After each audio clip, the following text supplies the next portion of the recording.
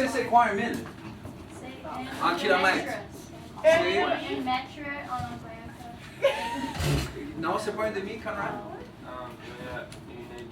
Il y a 1,6 km dans ce pays. Oui. Un mille égale 1,6 km.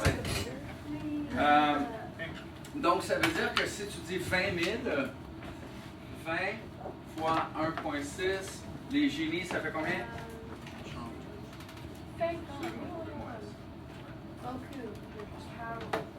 Ça fait? Merci, Jacob. 32 km. L'humanité entière pourrait se tenir dans un carré de 32 km par 32 km. Ça veut dire qu'on pourrait aller, disons, en ligne droite jusqu'à Chase, tourner comme ça, faire un gros carré, et on met toute la population de la planète ici. Est-ce que c'est possible, ça? Non? Mais là, on est juste le triple, donc il faudrait tripler notre carré, peut-être? C'est le triple? Oh, oui. Ça, c'était quand, quelle année? En 1940. Quasiment? 42. 1942, très bien. Finalement, c'est pour vous montrer que si on se met tous ensemble, on ne prend pas beaucoup de place, les êtres humains. OK? Mais on va revenir là-dessus, on va en parler. Gardez ça dans votre tête. Les grandes personnes, bien sûr, énigmes. Je les résous toutes, dit le serpent. Et ils se tuent. C'est quoi une énigme? Première chose, pour comprendre notre texte, il faut comprendre le dernier mot. Énigme. C'est quoi une énigme? Quelqu'un qui sait c'est quoi une énigme? Pensez à Batman. Pensez à un des personnages de Batman. Non? Pas Robin. Pas Robin. Une énigme. Il y a un des méchants dans Batman, c'est ça son nom. Joker. Non, c'est pas le Joker? Qui sont des fans de Batman? Lève la main si t'es un fan de Batman.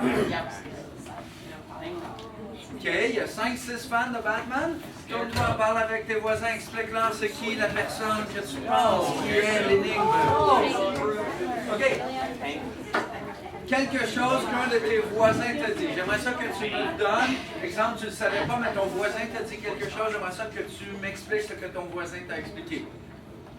Oh, il y a juste Katie, peut-être Gavin? Le Riddler? Comment vous écrivez ça en anglais? R.I.D. Comme ça? Riddler? Alors lui, Casey, tu le connais, lui, le Riddler? C'est un personnage de Batman? OK. Et qu'est-ce qu'il fait? Comment est-ce qu'il parle? Ou c'est quoi son rôle? Il parle avec des riddles, en français, des énigmes ou énigmes. Alors, est-ce que vous voyez c'est quoi une énigme? Oui. Et là, le petit prince, il dit au serpent, pourquoi parles-tu toujours par énigme? Et le serpent va lui dire, je les résous toutes. Et ils se turent. Je te demande de reprendre ta lecture, c'est pas très très long, c'est 2 petites pages. Essaie de comprendre c'est qui le serpent. On va en parler. Je te laisse lire ceci, c'est tout ce qu'on fait aujourd'hui comme petite lecture.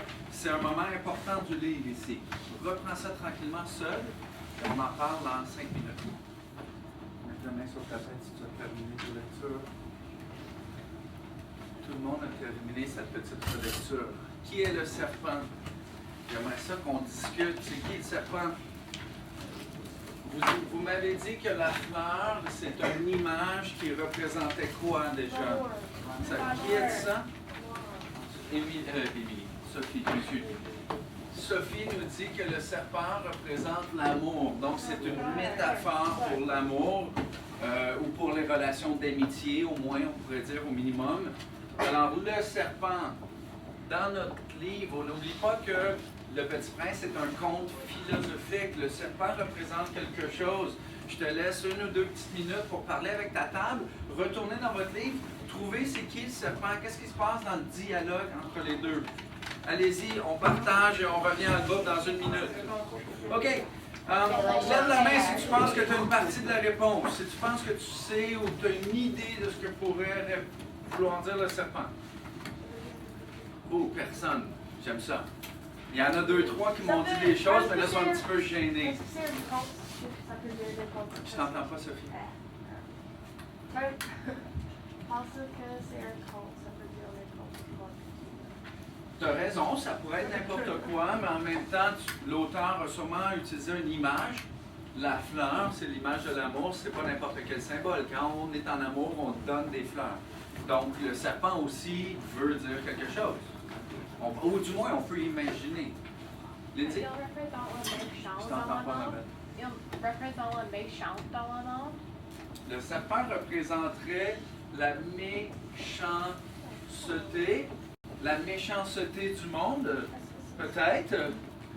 Il y a Conrad qui avait dit quelque chose aussi d'intéressant. Il est un peu mystérieux. Il est un petit peu mystérieux. Il est mystérieux. Qu'est-ce qu'on peut dire d'autre du serpent? OK. Je vous laisse un autre 30 secondes pour parler entre vous d'autres livres que vous connaissez ou de films que vous connaissez où il y a des serpents dedans. Go! Tout de suite. N'importe quoi avec des serpents. Des films avec des serpents que vous connaissez.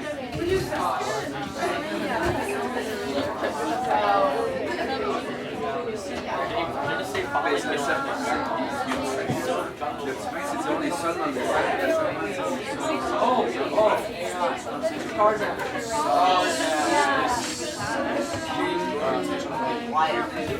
Des films avec des serpents. Le serpent, c'est un bon personnage. Oui. Des films avec des serpents ou des livres avec des serpents.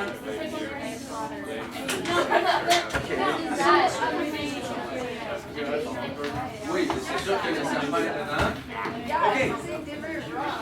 J'aimerais ça avoir un partage de tous les films qui ont des serpents dedans ou des livres que vous avez lus qui ont déjà eu des serpents dedans. On va prendre McKenna. Harry Potter. Harry Potter. Tu peux nous parler du serpent dans Harry Potter? Oh oui. Comment s'appelle le... Avec Voldemort. Oh!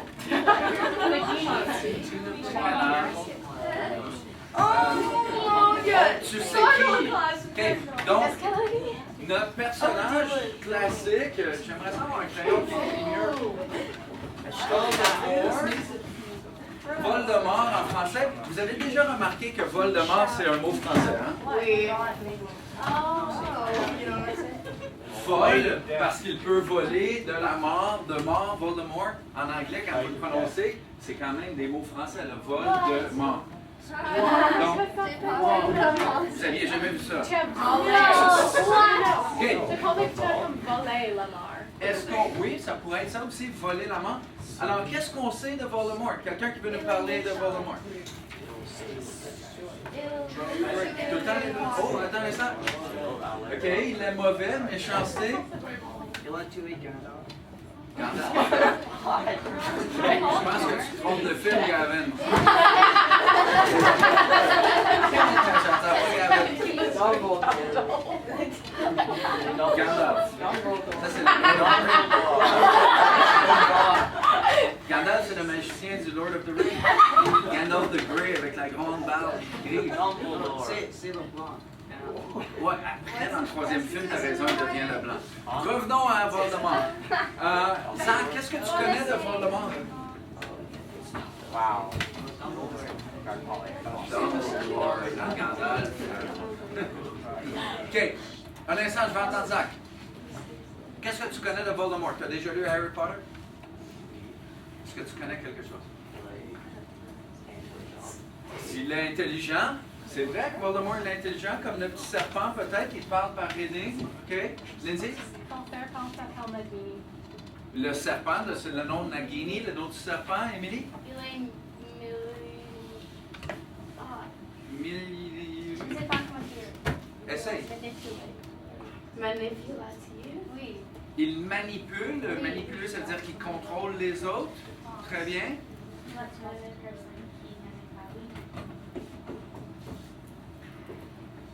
Il a tué des personnes. Quel est le mot ici? C'est quoi, c'est la mort?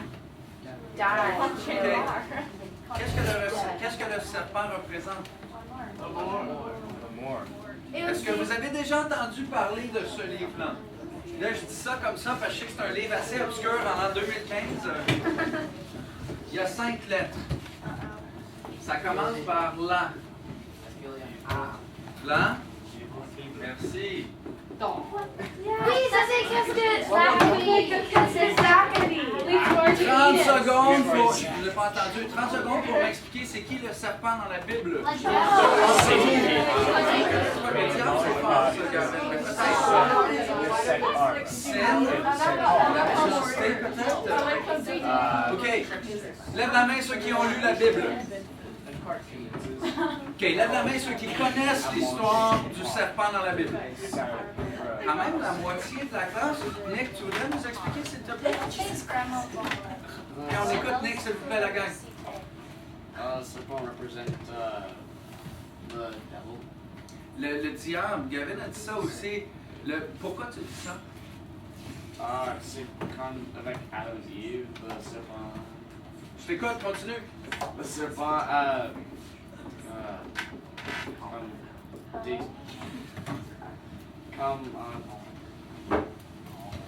convaincre ils de manger le fruit De l'arbre, hein? Vous vous souvenez de cette histoire-là? Le serpent arrive, il y a Adam et Ève qui gambadent nus dans les champs. Okay? C'est la belle vie, c'est des êtres humains qui sont immortels. Et là, le serpent arrive et le serpent leur propose de manger un fruit de l'arbre de la connaissance. C'est l'arbre de la connaissance. Donc, le serpent, il est, quand il y a quelqu'un qui a dit intelligent, le serpent, il n'est pas stupide. Il propose l'intelligence, il propose la connaissance, manger le fruit. Et qu'est-ce qui arrive à Adam et Ève après qu'ils aient mangé le fruit? Il y a mort parce que c'est une Ils sont devenus mortels. C'est ça notre histoire à tous. L'histoire des êtres humains dans la Bible, c'est ça. Adam et Ève étaient immortels à l'image de Dieu. Le serpent arrive et c'est le serpent qui amène la... Est-ce que vous pensez que J.K. Rowling a choisi le serpent par hasard? No. Est-ce que vous pensez que l'auteur du Petit Prince a choisi le serpent par hasard? No. Le serpent veut dire quelque chose, hein? Il y a une image très très puissante dans le serpent. Reviens à la page, à la fin du chapitre 17, s'il te plaît. Regarde ce que le serpent dit au Petit Prince. Celui que je touche, je le rends à la terre. Je le retourne à la terre. Qu'est-ce que ça veut dire? En dessous de la terre. Celui que je touche, qu'est-ce qu'il veut dire par toucher? Celui que je mords, M-O-R-D, je le rends à la terre, donc je le tue. Et là, le Petit Prince va me dire, ah non, c'est ça, le serpent va dire au Petit Prince, tu me fais pitié, tu es si faible, je puis t'aider un jour si tu regrettes trop ta planète. Je puis t'aider un jour si tu regrettes ta planète. Qu'est-ce qu'il lui propose? De le mordre ou de le tuer. Le serpent, la mort vient de rentrer dans notre histoire, propose au Petit Prince de le tuer ou de l'assister dans un suicide, je ne sais pas. Et le Petit Prince dit, oh, j'ai très bien compris, mais pourquoi parles-tu par énigme? Et il dit, je les résous toutes. Le serpent résout toutes les énigmes. Qu'est-ce qu'il veut dire? C'est quoi les énigmes de la vie? Qu'est-ce qui est la grande chose qu'on ne connaît pas? On est tous ici sur notre planète à vivre, à étudier, à faire des devoirs, à travailler, à gagner de l'argent, à aller chez KFC travailler ou chez Tim Hortons ou dans l'école. Et on fait un cycle comme ça, on achète des voitures, on fait des bébés, on continue le cycle. Mais pourquoi est-ce qu'on est ici? C'est quoi la grande énigme de la vie? Ça s'appelle les serpents. C'est de ça qu'on parle, on est en philosophie. Le serpent nous amène la mort dans notre livre. Il nous reste à peu près, 25 minutes